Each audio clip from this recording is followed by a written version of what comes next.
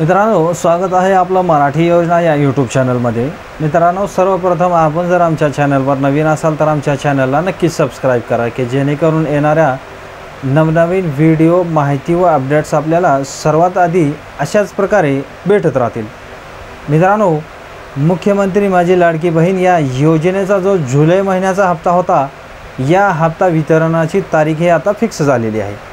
मित्रांनो, महिला व बालविकास मंत्री आदितीताई तटकरे यांनी देवेंद्रजी फडणवीस आणि दोन्ही उपमुख्यमंत्री यांच्या मार्गदर्शनाखाली जुलै महिन्याचा जो